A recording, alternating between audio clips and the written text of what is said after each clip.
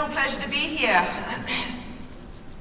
I think it's an extremely exciting time to be a chiropractor, particularly because for the first time in about 120 odd years, we actually do have a mechanism now, or a model, for how an adjustment actually can impact central nervous system function and health outcomes in a negative way, and how improving spinal function can actually improve central neural processing and help with improving health outcomes.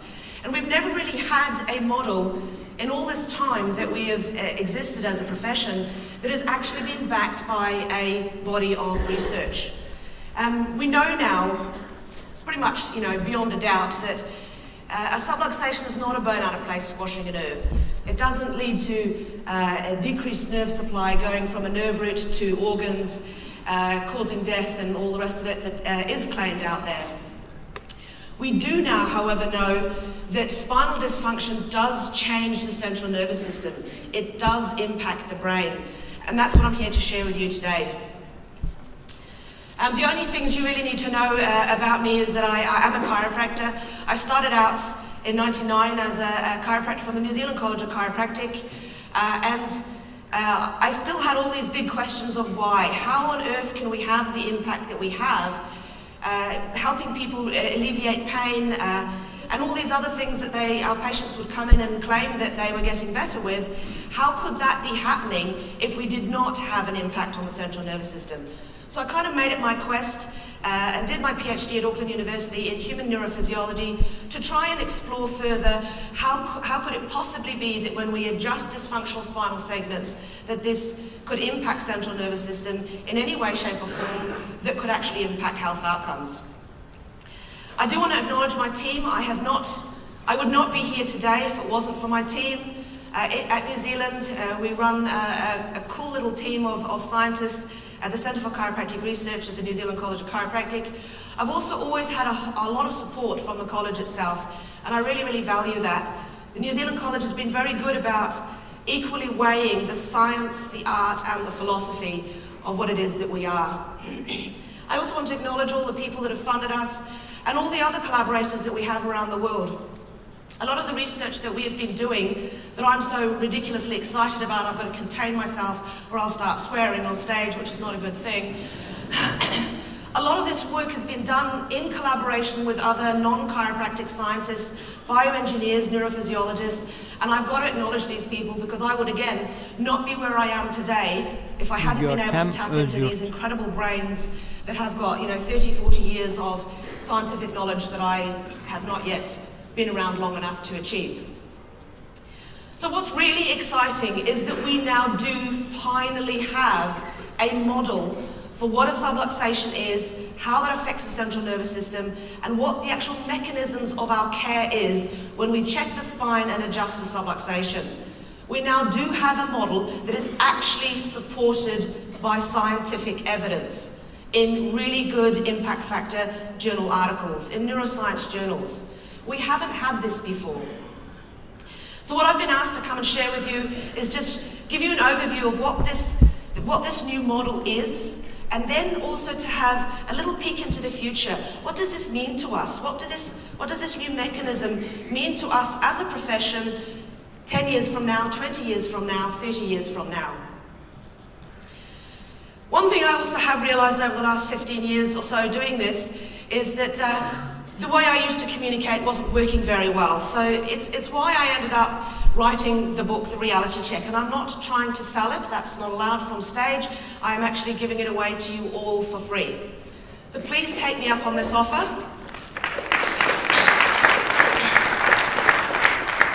To me, this work is so important to us as a profession that we all need to know about it.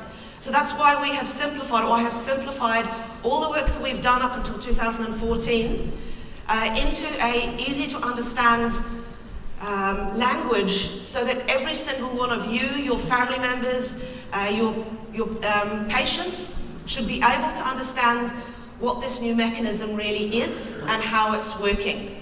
It does not mean that we've figured it out completely yet. We've got a long way to go. But this model is now currently backed by a body of research, and that's what's really exciting. I also want to acknowledge that the work that I've been doing for the last 15 years would also not have come about if it wasn't for the pioneers that went before me. In particular, Bernadette Murphy, who was my, Professor Bernadette Murphy, who was my PhD supervisor. She was also my science teacher when I went through chiropractic college. If she hadn't supported me, mentored me, told me I was smart enough to do a PhD, I never would have gone there. I was also, other heroes of mine in the literature that I would read when I was doing my PhD is Professor Philip Bolton, Joel Picard, Scott Haldeman, Chuck Henderson. I mean, I would not be doing what I was doing today if it wasn't for the work that these guys did as pioneers before me. So if you look at this neuroplasticity model, when you look at a subluxation, in neurophysiology terms, what we're really talking about is a central segmental motor control problem. So we all know, I hope, that a spine can function well, but it can also dysfunction. So when it's dysfunctioning, when it's not doing what it should, the central nervous system, the brain, is not controlling the movement pattern of the spine appropriately for the task at hand. This is the simple, pure neurophysiology definition that I use when I speak to any neurophysiologist, neurologist that we are working with. I'm simply talking about we're checking the spine for areas that are not moving appropriately for the task at hand. It's that simple. It's a central segmental motor control problem. I have no problems whatsoever talking about this and explaining this to anyone. And even if I am speaking to neurophysiologists, medical doctors, physiotherapists, I'll tell them that us as chiropractors, we tend to call this a chiropractic subluxation, as distinct from a medical subluxation when you would not need chiropractic care. What's really, really fascinating, and what just gets me so excited, and again, I'm trying to contain myself because I know F-bombs are not welcomed in this audience. What's really, really exciting is that, you know, year after year after year, we have been able to discover that if you have spinal dysfunction, if you've got subluxations, this impacts the way our brains perceive what's going on in our body, not just our spine, but in our arms and legs. And it changes the way the brain integrates your sensory information, not just somatosensory information, and then the way it integrates this information and therefore controls the body. Now this fascinates the hell out of me, because we can now finally understand what happens when we actually locate these areas of dysfunction and we adjust the spine. I mean, how cool is that really? Come on. Sorry. In real simple terms, again, I like to keep it simple. When you talk to the public, sometimes your spine is supposed to move. Sometimes it's supposed to move, like when we're running, it's supposed to move in synchronicity to dissipate the forces.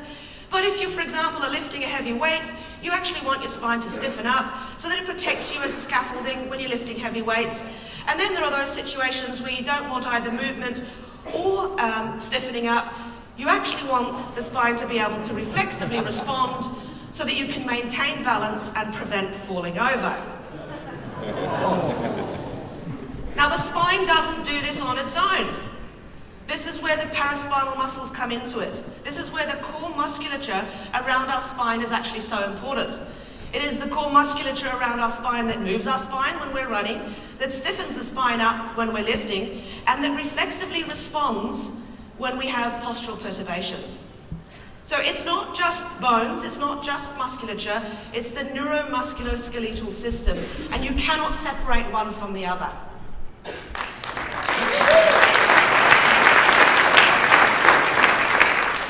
So I would beg everybody, I'm on a personal mission at the moment, to stop people in our profession talking about a bone out of place squashing a nerve.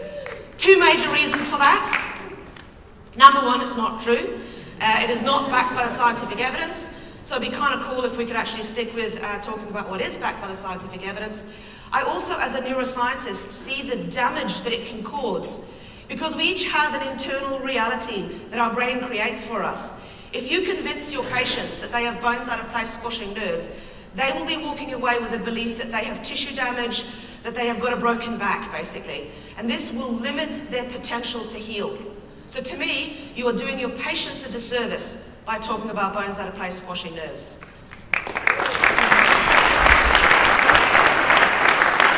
So if you want to swap it into something a little bit more simple than central segmental motor control problem, which I would encourage you not to use to the public, I would literally talk about the communication between your spine and your brain.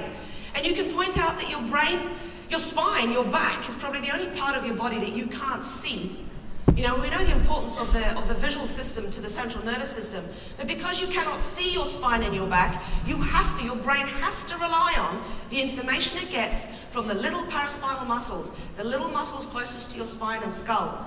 So if they are not moving, your brain doesn't know what's going on, and this can become a big problem. So let's look at it for those of you who are a little bit more visual. Say you have a spinal subluxation in the upper cervical spine somewhere. What this really does is it causes a discommunication or a disconnect between the spine and the brain. This makes it harder for your brain to know what's going on, not just in your spine, but in the rest of your body. It makes it harder for the brain to integrate all the sensory information to know accurately what's going on. So how does this then relate to symptoms like low back pain, hypertension, colic, and enuresis? Well, for some people, this miscommunication between your spine and your brain, it's going to manifest as low back pain. For some people, not all, it's going to manifest as hypertension. For some babies, it's going to manifest as colic. And for some kids, they're not going to be able to control their bladder and end up with bedwetting. There are other causes of low back pain, hypertension, and every other condition known to man. But for some people, there is a neuroplastic maladaptive component. And that's what's really, really interesting in the latest neuroscience literature. You can just about look at any condition known to man, and you will find maladaptive neuroplastic component to it. Okay? And I want to give you one example. I could have given you one of many examples. I've picked a very easy one because we all know it so well. I'll give you an example in 1 second because I've spent a lot of time on this little slide, as you can probably imagine. When we do adjust the spine then, when we do adjust the areas that there is subluxations, and we have this neuroplastic effect that then improves the spine, the brain's ability to know what's going on, not just in the spine but in the rest of the body, we're going to end up with people, and I've now gone too far, we're going to end up helping only those people that actually had the disconnect communication symptoms to begin with. We're not going to improve people with back pain when they have other causes. Does that make sense? We're not going to cure all diseases that relate to hypertension. There are other causes of hypertension. But if your spinal brain miscommunication actually manifested in an inability to appropriately modify and monitor your blood pressure, then we will help those people. The problem is we don't know yet, we can't predict who is ending up with what symptoms. Hopefully this research in the future will help us to be able to do that, so that we can actually identify those people from a neuroscience perspective who actually have got this maladaptive plasticity going on because of poor spinal function, and almost be able to predict who is going to respond out of all these different people. That really excites me. But let me give you the example. So this is now not my area of expertise. We're now stepping into the neuroplasticity model of low back pain. My areas of expertise has been understanding what happens in the central nervous system in a neuroplastic way when we adjust subluxated segments of the spine, yeah? So we're going to step over to the low back pain literature. Now, not all people with low back pain have a maladaptive neuroplastic effect or phenomena present, but we know that some people with low back pain, their brains do not know what's going on in their back. So their brain is not aware of the movement of the low back. There's some people with low back pain. Some people with low back pain can't feed forward, activate their core abdominal muscles when they're lifting their arms up. That might not seem like a big deal, but we now know if you don't activate your core abdominal muscles before you lift your arms up, you basically have a mini whiplash of your low back every time you go and lift your arms up. You don't even have to have symptoms to have this dysfunction present. We know that some people with low back pain, their brains do not control their low back muscles in an appropriate way. That they can't switch off the low back muscles when they bend over in full flexion, for example. This fatigues those muscles. This is also known as not a good thing. There are even some scientists in the neuroscience literature that argue that if the brain cannot feed forward, activate, cannot switch on the muscles on and off as it should in a reflexive way, that this alone can predict you developing a low back injury or low back pain. There is still some argument about that because there's probably subgroups of low back pain. There's probably some people with low back pain that if they have this miscommunication within the central nervous system, where the brain doesn't know what's going on in the spine, can't control the spine appropriately, that this is the reason that they develop low back pain. But one thing that there's really no doubt about in this low back pain literature is if you have any of these things present, then whether that caused it or not, it is definitely the reason that low back pain reoccurs and becomes chronic. Okay? No doubt about that whatsoever. There's more. There's more. There's all sorts of measures in the brain that they can measure, such as bright shaft potentials that are known to be involved in these anticipatory postural adaptations that you can measure from the brain, probably related to the ability to switch on the core muscles appropriately. But these measures are actually recorded within the brain or from the brain itself. We also know that people with low back pain, some people, again, it's always some people with low back pain, because they no longer know what's going on in their low back, their brains, they switch to a distal joint strategy for being able to control their postural perturbations. So instead of monitoring what's going on in the low back to whether I'm, about to fall, they're monitoring what's going on in the ankles or the knees. Not ideal, but it's the way the brain will adapt always to do its best it can for you.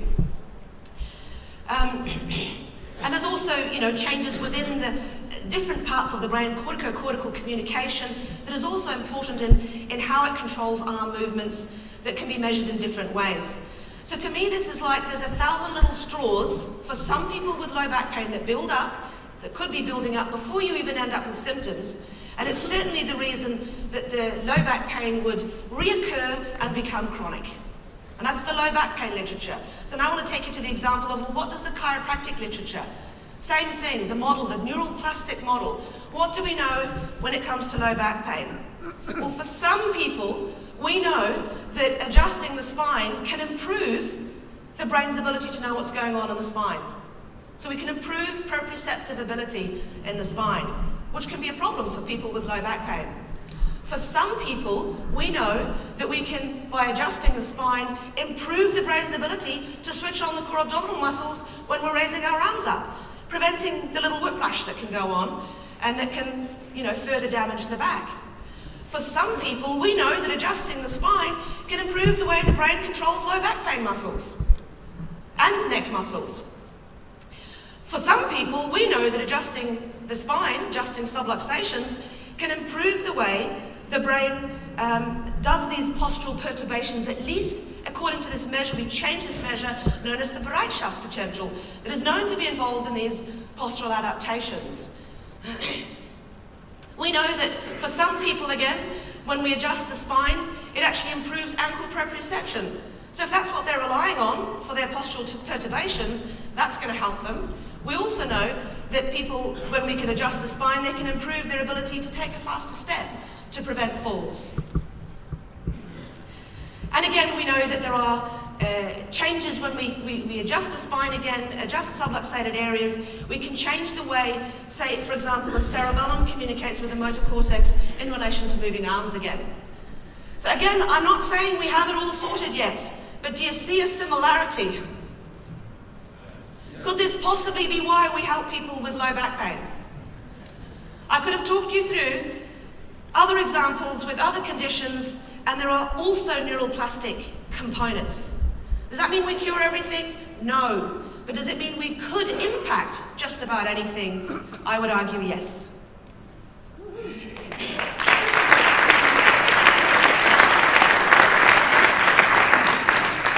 There's a whole lot more cool research I could talk to you about for hours and hours, but I don't have that much time. Future implications. I'm going to skip through these very fast because I realise I've run out of time. Almost. 40 seconds left. I think this is going to change the way we talk about what chiropractic is, what a subluxation is, and the impact of our chiropractic care. I think this will have implications for changing the communication away from the bone out of place to talking about the impact it has on the brain. I think it's going to change the way we look at research and design research studies. We will have to look at now the neurophysiological components to be able to subgroup people. If we look at a whole population, we may not impact all of them, but we sure as hell will probably have an impact on some of them. So also looking at responders versus non-responders is going to be important in the future. I also see that there's going to be changes in populations that we look at. Like, for example, our recent stroke study, showing almost 70% increase in strength in their affected limb in a chronic stroke population. I mean, oh my God, you know, imagine when we look at other head injury populations and stuff like that. This to me is in a really exciting area. Policy and legislation is going to change, reimbursement, but the most important and my final point of today is I think that this is going to have a big impact on people being able to reach their full potential in the future. As more and more of us become confident in talking about what it is we do when we check the spine, because, I mean, there's no one out there really that, you know, randomly manipulates the spine in our profession, right? We all check for something, regardless of these debates about what we call it and all the rest of it. We now understand better what it is, what impact it has. And as more and more of us are confident to go out there and talk about the science of subluxations, talk about the science of chiropractic care, we will have more people that will have access to our care and be able to reach their optimal potential. And I don't know about you, but that's what gets me up every day, is more and more people having access to our services and being able to reach their optimal potential. Thank you very much.